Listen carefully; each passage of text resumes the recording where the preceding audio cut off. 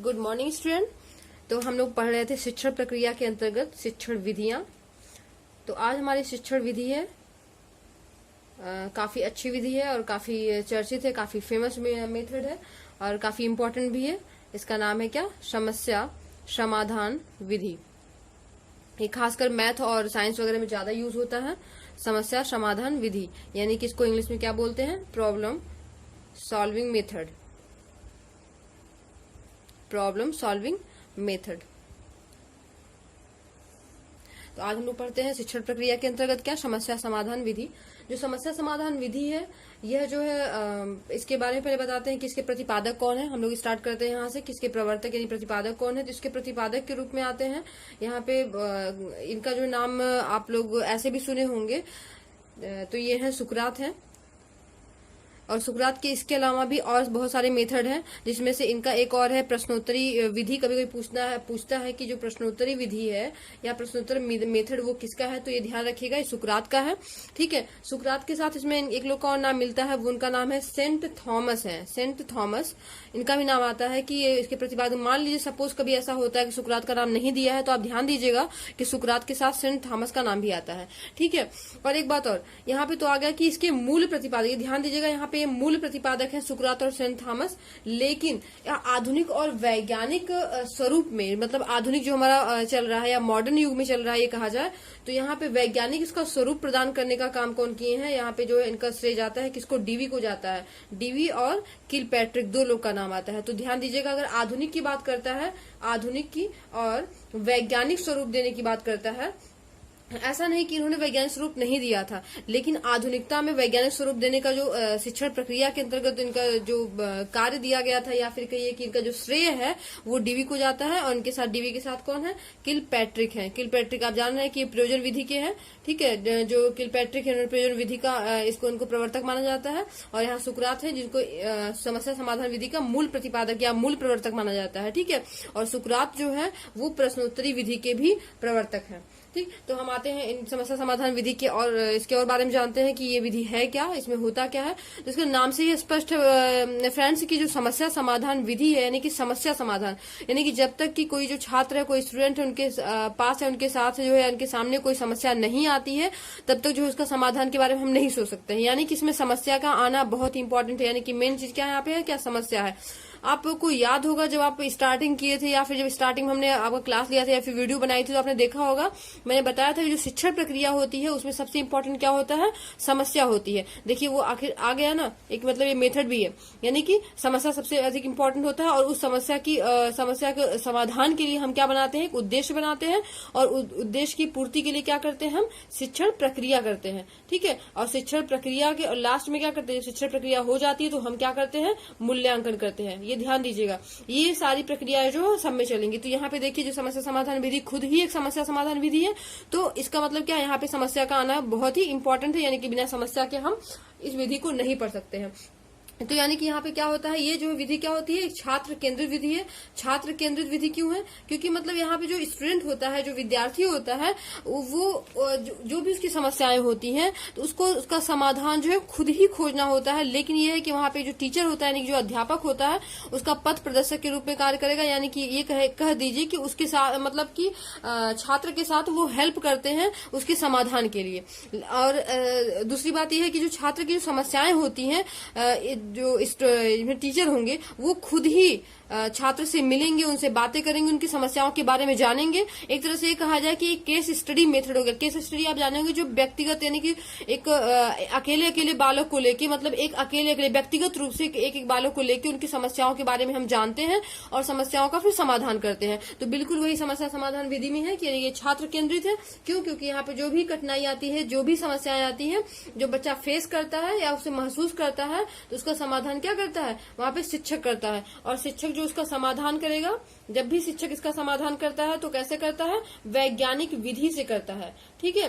लेकिन एक बात ध्यान दीजिएगा, इसका समाधान वो वैज्ञानिक विधि से कर रहा है, लेकिन ये विधि कैसी विधि है? मनोवैज्ञानिक विधि है। ये विधि कैसी है? मनोवैज्ञानिक विधि है। मनोवैज्ञानिक मैं आपको बहुत पहले बता चुकी, बहुत पहले पढ़ाई भी थी कि जब भी छात्र केंद्रित की बात आती है तो छात्र केंद्रित है, यानी कि बाल केंद्रित भी होगा, वही चीज मतलब बच्चों पे आधारित है। और जब बच्चों पे कोई आधारित विधि होती है तो वो कैसी विधि होती है? मनोवैज्ञानिक विधि होती है। इतनी सारी चीजें क्लियर हुई। देखिए, कोई भी विधि होती है जहां पे अगर छात्र केंद्रित कह दिया तो छात्र केंद्रित का मतलब क्या हो गया? वो मनोवैज्ञानिक विधि भी आ जाएगा, उसमें सम्मिलित हो जाएगा। ठीक है, तो यानी कि ये जो एक बात और है, यहाँ पे चूंकि इनका नाम आता है डीवी का नाम आता है। ठीक है, तो यहाँ पे जो डीवी है इनके साथ किलपैट्री का नाम आता है क्योंकि ये इनके गुरु शिष्य थे। ठीक, और इन्होंने क्या किया था, इसके पहले भी प्रयोजन विधि में आया थे किलपैट्रिक। और एक बात और ध्यान दीजिएगा कि जो समस्या समाधान विधि, इसके पहले आपने पढ़ा होगा फ्रोबेल का, मैंने फ्रोबेल का पढ़ाया था। फ्रोबेल क्या था? Learning by doing. ध्यान दीजिएगा, उसमें क्या था? लर्निंग बाय डूइंग, यानी कि करके सीखना। मतलब जब तक कि हम कुछ करेंगे नहीं तब तक कोई अधिगम नहीं होगा, मतलब कुछ सीखेंगे नहीं। और वही चीज यहाँ पे आ जाती है, ये लर्निंग बाय डूइंग है, लेकिन यहाँ पे क्या आ जाता है? आप ध्यान दीजिएगा, यहाँ पे क्या आ जाता है? लर्निंग बाय प्रॉब्लम सॉल्विंग आ जाएगा, या फिर सॉल्विंग प्रॉब्लम आ जाएगा। मतलब हम कोई चीज सीखते हैं तो सीख के मतलब जो सॉल्विंग होते हैं प्रॉब्लम, यानी जो हमारा प्रॉब्लम होता है और तभी उसका समस्या का समाधान हो पाता है। तो यहाँ पे इसका शिक्षण सूत्र क्या हो जाएगा? Learning by solving problem. ठीक है, और लर्निंग बाय डूइंग जो था किसमें था? फ्रोबेल का जो किंडरगार्टन पद्धति आपने पढ़ा होगा, इसकी पिछली वीडियो में देखा भी होगा, नहीं भी होगा तो फिर आप डिस्क्रिप्शन बॉक्स में जाइएगा और वहां पे लिंक दिया हुआ होगा और इसके अदर पार्ट्स के, तो आप उसमें पढ़ लीजिएगा। ठीक है, इतनी सारी बातें क्लियर हुई। और एक बात और इसमें ध्यान दीजिएगा कि यहाँ पे जो डीवी का नाम आता है, डीवी ने जो समस्या समाधान विधि का प्रयोग कब किया था, या फिर कहाँ से इनका मतलब प्रूफ मिलता है कि इन्होंने समस्या समाधान विधि में अपना योगदान दिया था? तो इनका ध्यान दीजिएगा, इनकी एक बुक है, उस बुक का नाम है हाउ वी थिंक। मतलब कि हम जो कैसे, इनका बुक का नाम है हाउ वी थिंक। ठीक है, हम सोचते हैं, हम क्या सोचते हैं, कैसे सोचते हैं, तो इनकी बुक का नाम है, काफी चर्चित बुक है, डीवी की बुक है हाउ वी थिंक। और इन्हीं की बुक में इन्होंने समस्या समाधान विधि का जो है जिक्र किया था। ठीक है, और सबसे अच्छी बात इसमें क्या है, मेन बात क्या है, जब छात्र इसमें समस्या समाधान के लिए कुछ सोचेगा, कुछ चिंतन करेगा, तो हमने आपको पढ़ाया था चिंतन स्तर पढ़ाया था ना, स्तर 3 स्तर होते हैं शिक्षण प्रक्रिया की। तो इसमें क्या तीसरे स्तर क्या था? चिंतन स्तर था। और चिंतन स्तर में क्या होता है, बच्चा जो है एक काफी उच्च स्तर पे जाके सोचता है, आलोचनात्मक चिंतन करता है। ठीक है, किसी चीज का व्याख्या करना हो कि तर्क करना हो तो वो सारी चीज मिल जाएंगी। यानी अगर पूछता है कि समस्या समाधान विधि में शिक्षण प्रक्रिया का कौन सा स्तर शामिल होता है, तो वो कौन सा होता है? चिंतन स्तर शामिल होता है। ठीक है, यानी चिंतन स्तर से आप समझ गए होंगे कि ऐसे ये किन बालकों के लिए होगा, यानी कि कैसे बालकों के लिए होगा? छोटे बालकों के लिए तो हो नहीं सकता है, यानी कि माध्यमिक स्तर के जो बालक होंगे और उनके साथ साथ क्या होंगे? जो उच्च स्तर के बालक होंगे। यानी माध्यमिक स्तर के साथ जो उच्च स्तर के बालक होंगे वही तो चिंतन कर सकते हैं, वही तो कोई समस्या का समाधान करना होगा, वही तो सोच सकते हैं। छोटे बच्चों के लिए थोड़ी प्रॉब्लम होती है। तो देखिए, यहीं से आपको एक इनका डेमेरिट भी मिल जाएगा। डीमेरिट क्या हो जाएगा? कि ये छोटी कक्षाओं के लिए सही नहीं है। ठीक है, और इनका मेरिट भी हो सकता है कि ये जो चिंतन स्तर का है और ये किन बच्चों के लिए या किन बालकों के लिए है? माध्यमिक स्तर के बालकों के लिए है और उच्च स्तर के बालकों के लिए है। एक और इम्पोर्टेंट क्वेश्चन इसमें क्या है कि इसमें जो एनसीईआरटी है, एनसीईआरटी, आप एनसीईआरटी जानते होंगे, जो एनसीईआरटी है, या इसका हम अलग से आपको वीडियो देंगे, इसका क्लास चलाएंगे। ठीक है, काफी इंपॉर्टेंट है। तो अभी आप जान लीजिए, एनसीईआरटी ने ये जो प्रॉब्लम सॉल्विंग मेथड है उसको कब मान्यता दी है? इसको मान्यता दी है 1970 में, 1970 में इसको मान्यता दी। 1970 में एनसीईआरटी ने समस्या समाधान विधि को मान्यता दी है। ठीक है, इतनी बातें क्लियर हुई। यानी कि यह जो है माध्यमिक उच्च स्तरीय कक्षाओं के लिए है। एनसीईआरटी ने 1970 में मान्यता दी है। और एक मनोवैज्ञानिक विधि है। इससे क्या होता है? प्रत्येक विद्यार्थी जो होता है अपनी योग्यता, प्रत्येक विद्यार्थी क्या होता है? अपनी योग्यता और क्षमता के अनुसार। ठीक है, ये ध्यान दीजिएगा, क्योंकि यहाँ पे क्या बात आ गई? मनोवैज्ञानिक विधि है, तो मनोवैज्ञानिक विधि है और ऊपर से छात्र केंद्रित है। तो छात्र केंद्रित का मतलब होगा प्रत्येक बालक जो होता है क्या होता है? अपनी योग्यता और क्षमता के अनुसार क्या करेगा? समस्या हल करने का अवसर प्राप्त करता है।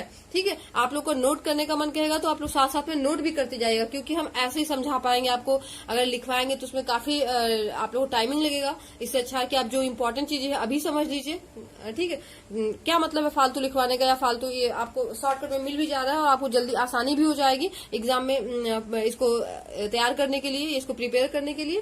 ठीक, तो इसको क्या हो गया? यानी प्रत्येक विद्यार्थी क्या होता है? अपनी योग्यता और क्षमता के अनुसार समस्या हल करने का अवसर प्राप्त करता है। ठीक है, इनका एक डिफिनेशन देख लीजिए जो कि काफी इंपॉर्टेंट है। इनका डिफिनेशन है इनका गेट्स और अदर ने दिया था, जो गेट्स हैं, ठीक है। गेट्स, इनका आप नाम सुनने होंगे, इनका अक्सर साइकोलॉजी में इनका नाम मिलता है गेट्स का।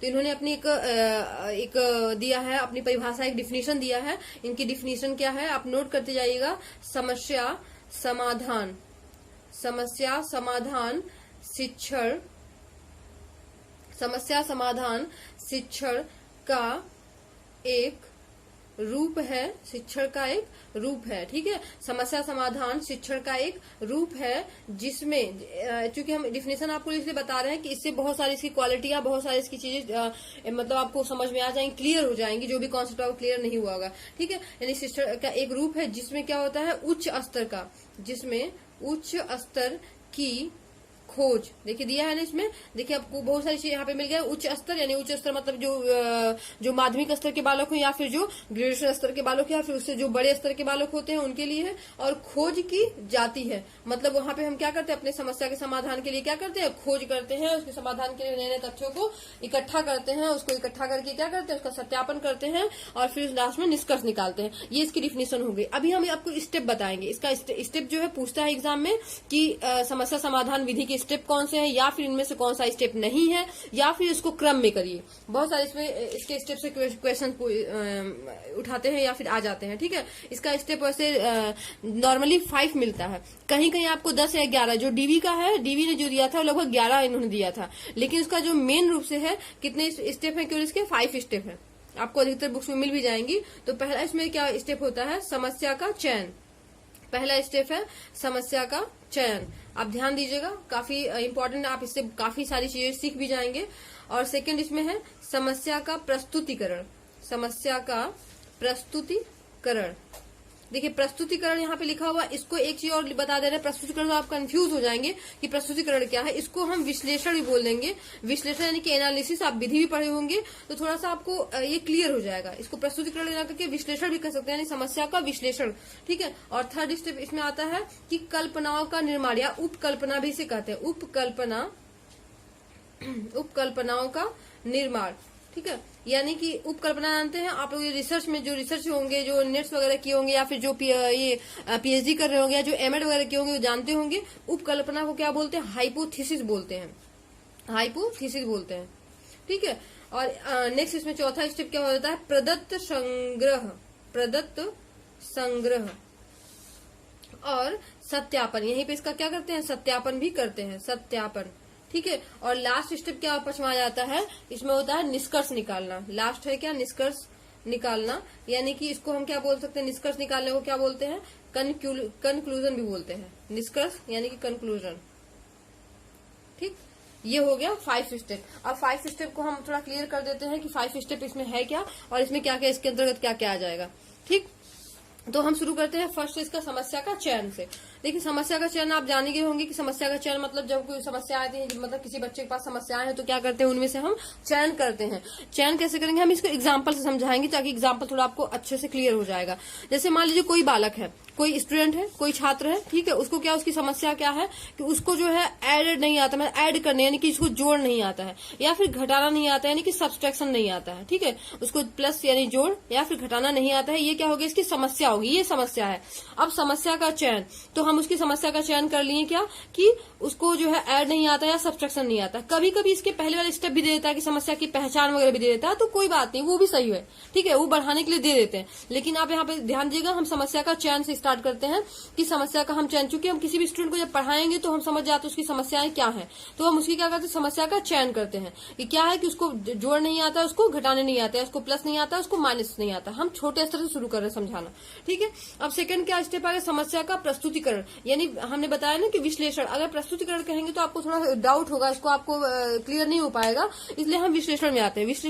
विश्लेषण मतलब जब तक हम उसको उसके बारे में अच्छी तरह जाने न, मतलब उसको छोटा छोटा करके हम उसकी समस्याओं को समझे, विश्लेषण मतलब बताया हम कि छोटे टुकड़ों में जो हम उसको तोड़ के कोई चीज को समझते हैं, उसका विश्लेषण करते हैं। अब हमने इसको समझा, बच्चे को और भी जो पिछली कॉपियां हैं या उसकी नोट्स बुक है या बच्चे से बात करके हमने देखा उसको प्लस और माइनस नहीं आता है, तो हमने विश्लेषण किया कि हो सकता है कि बच्चे को क्या करें, यदि हम बच्चों को क्या करें, नंबर मतलब समझ रहे हैं, गिनती जो गिनती होता है, या फिर टेबल यानी कि पहाड़ा अगर हम बच्चों को सिखा दे तो हो सकता है उसको ऐड करना या सब्ट्रैक्शन करना आ जाए, ठीक है। या फिर हम खिलौने की विधि से या फिर कोई गोली वगैरह बना के मिट्टी खिलौने से हम उसको सिखा दे तो हो सकता है बच्चा समझ जाए। तो हम विश्लेषण करेंगे, विश्लेषण मतलब उसको अभी समझेंगे, उसको क्या करेंगे, छोटे टुकड़ों में बांट के हम खुद समझने की, जो टीचर होता है खुद समझने की कोशिश करेगा यहाँ पे, ठीक है। अब देखिए क्या होता है, उपकल्पनाओं का निर्माण यानी कि हाइपोथेसिस। अब ध्यान दीजिएगा, ये चूंकि रिसर्च का टॉपिक है, हो सकता है कि कुछ लोगों को समझ में ना आए, लेकिन हम इसको थोड़ा इजी वे में समझाएंगे तो आपको समझ में आ जाएगा।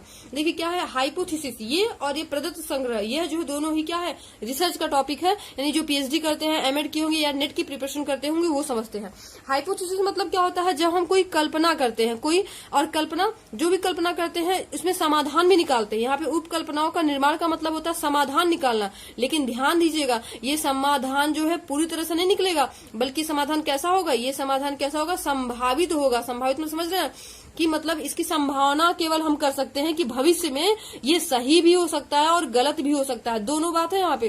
क्योंकि ये जो उपकल्पना यानी हाइपोथेसिस जो होता है, जब हम उसकी संभावित समाधान करते हैं, इसका डिफिनीशन ही होता है कि हाइपोथेसिस क्या होता है, किसी भी समस्या का, कोई भी समस्या है, मान ली समस्या है, उसका संभावित समाधान निकालते हैं। और संभावित समाधान क्या हो सकता है, वो गलत भी हो सकता है और सही भी हो सकता है। ये सोच के हम करते हैं कि हो सकता है क्या हो, सही हो जाए, मतलब हमारा जो समाधान है, समस्या के जो समाधान है, हम उसके वहां तक पहुंच जाए, वो क्लियर हो जाए, ठीक है। तो यहाँ पे हम क्या करते हैं, समस्या का केवल क्या करते हैं, संभावित समाधान खोजते हैं। मतलब संभावित समाधान क्या, कि यदि हम उसको नंबर याद करवा दें, ठीक है। अभी यहाँ पे हम इसका विश्लेषण किए, लेकिन हम यहाँ पे समाधान निकालिए कि अच्छा ये सही है कि अगर नंबर हम यहाँ पे याद करवा दिए या फिर टेबल याद करवा दिए, या इसके साथ साथ क्या करें, हम उसको इकाई दहाई का भी ज्ञान करवा दिए। हम यहाँ पे संभावित समाधान निकाल रहे हैं कि उसके साथ साथ हमने यहाँ पे नंबर और टेबल की बात तो की, लेकिन यहाँ पे हमने क्या, अगर हम बच्चे को इकाई दहाई भी सिखा दिए, यानी 1 टेंस जो 1000 ये सब होता है इंग्लिश में, ठीक है, ये भी समझा दे तो हो सकता है बच्चों को ऐड करना या सब्ट्रैक्ट करना आ जाए। या फिर बच्चे को हासिल वाला जो होता है ना, कि इतना हासिल हो गया, वो अगर सिखा दें तो हो सकता है बच्चों को क्या, इसकी समस्या का समाधान हो जाए। देखिए यहाँ पे हम क्या करें, एक संभावना व्यक्त कर रहे हैं कि अगर ऐसा हम कर दिए तो हो सकता है कि वो बच्चा क्या सीख जाए। तो अब देखिए यहाँ प्रदत्त संग्रह एवं सत्यापन।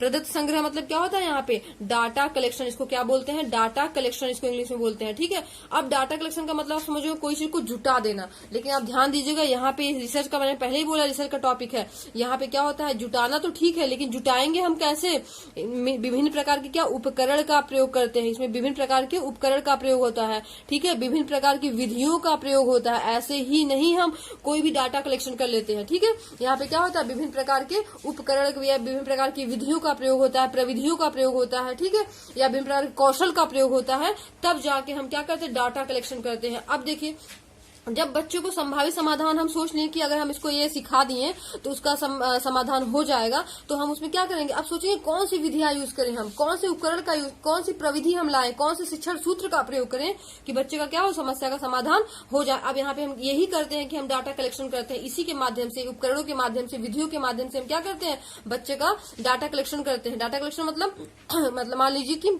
आज का होमवर्क है, कल का होमवर्क है, परसों का होमवर्क है, उससे क्या करते हैं, देखते हैं इसमें कितनी गलती निकली, इसमें कितनी गलती निकली, इसमें कितनी गलती निकली, ठीक है। तो डेली का हम क्या करते हैं, उसका वो हम डाटा कलेक्शन करते हैं। और फिर सत्यापन लास्ट में क्या है इसमें, एवं सत्यापन, फिर उसको सत्यापित करते हैं। सत्यापन मतलब कि देखते हैं हम इसमें कितना सही है, कितना गलत है, क्यों गलत हुआ, क्यों सही हुआ, उसको सत्यापित करते हैं, प्रूफ करते हैं। और यदि वो प्रूफ हो गया, फिर लास्ट में क्या निष्कर्ष निकालते हैं। निष्कर्ष क्या निकालते हैं कि जो हमने उद्देश्य बनाया था, जो हमने समस्या का चयन किया था, वो हमारा क्या हुआ, रिजल्ट सही आया, मतलब कंक्लूजन सही हुआ। मतलब यहाँ पे हमने जो क्या था, उपकल्पनाओं का निर्माण, हाइपोथेसिस जो बनाई थी, संभावित समाधान जो बनाया था, वो क्या हुआ, निष्कर्ष में सही निकला। यानी जब सही निकला यानी कि हमारा जो समस्या का समाधान हो गया। ध्यान दीजिएगा, ये संभावित समाधान है, वही हो सकता है कि हमारा जो उपकरण सही न हो, सही प्रयोग हम न किए हो, विधियों का सही प्रयोग न किए हो, ठीक है। तो हो सकता है कि हमारा जो सत्यापन हो, यानी कि जो बच्चों ने सीखा है 1 दिन, 2 दिन, 3 दिन या 1 महीने, 2 महीने, 6 महीने में, वो न सीख पाए, और नहीं सीख पाए तो निष्कर्ष क्या निकलेगा हमारा कि बच्चे ने कुछ सीखा ही नहीं, यानी समस्या का समाधान हुआ ही नहीं। तो ध्यान दीजिएगा कि यहाँ पे बच्चे का समाधान, समस्या के समाधान हो भी सकता है और नहीं भी हो सकता है, इसीलिए इसकी ये क्या है, एक डीमेरिट भी है। अब देखिए यहाँ पे क्या हो, डीमेरिट भी निकल गई। डीमेरिट्स क्या निकली यहाँ पे कि बच्चा कभी कभी क्या होता है, जब निष्कर्ष पे पहुंचता है और उसको समस्या का समाधान नहीं हो पाता है तो बच्चा क्या हो जाता है, तनावग्रसित हो जाता है, बहुत चिंतित में हो जाता है कि अब हम मतलब इतना मेहनत किए और हमारा ये जो नहीं हो पाया, या बच्चा जो है बहुत ही मतलब कुंठित हो जाता है। ठीक है, और टीचर भी सोचने लगते हैं कि इतने सारे उपकरण, इतने सारी विधियों के प्रयोग के बाद भी बच्चा जो है यहाँ तक नहीं पहुंच पाया। तो इतना सारी बातें क्लियर हुई। इसमें आपको जो भी नहीं समझ में आया होगा आप जरूर बताइएगा कमेंट बॉक्स में कि आपको उसमें क्या क्लियर नहीं हुआ।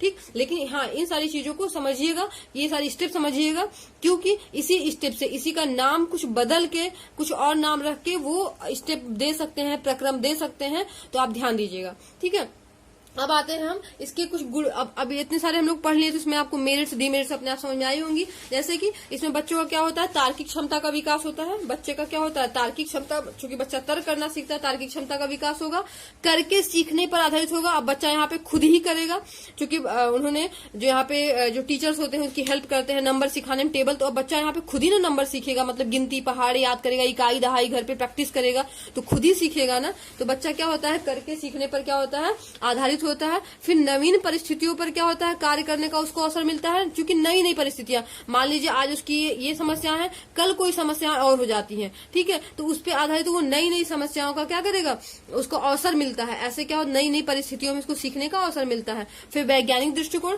इससे क्या होगा, उसको क्या होता है, वैज्ञानिक दृष्टिकोण का क्या होता है, विकास होता है। वैज्ञानिक दृष्टिकोण का विकास भी होगा। ठीक, और फिर क्या, आत्मनिर्भर और आत्मविश्वासी, और जब वो प्रॉब्लम सॉल्व कर लेता है, देखिए जरूरी नहीं कि वो नहीं सॉल्व करता, हमने बताया सॉल्व भी कर सकता है, और जब सॉल्व कर लेता है तो क्या होता है, वो अपने आप में क्या आत्मविश्वास में भर जाता है कि अरे मैंने तो कर लिया, मतलब मैं ये कर सकता हूँ। ठीक है, मुझ में वो चीज है, मतलब ये मैं इतना इंटेलिजेंट हूँ, या फिर मेरे अंदर वो क्षमता है, मेरे अंदर वो योग्यता है कि मैं ये जो है ये काम कर सकता हूँ, यानी कि वो आत्मविश्वास से क्या होता है, भर जाता है।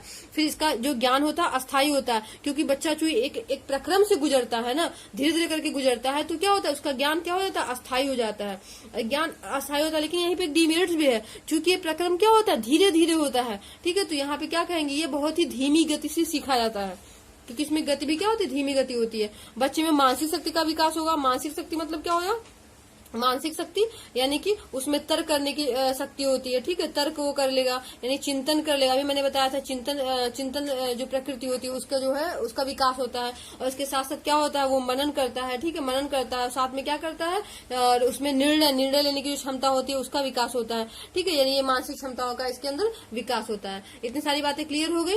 एक बात और है, इसमें कुछ डीमेरिट्स भी हैं। डीमेरिट्स आप जरूर समझिए। डीमेरिट्स में कुछ सारी चीजें हैं, जैसे कि चूंकि प्रॉब्लम सॉल्विंग की बात किया है, तो प्रॉब्लम सॉल्विंग की इसमें बात करेगा तो अब कोई भी बच्चा होगा तो मान लीजिए वो मंद बुद्धि बालक का है, तो अब बताइए वो कैसे प्रॉब्लम सॉल्व करेगा।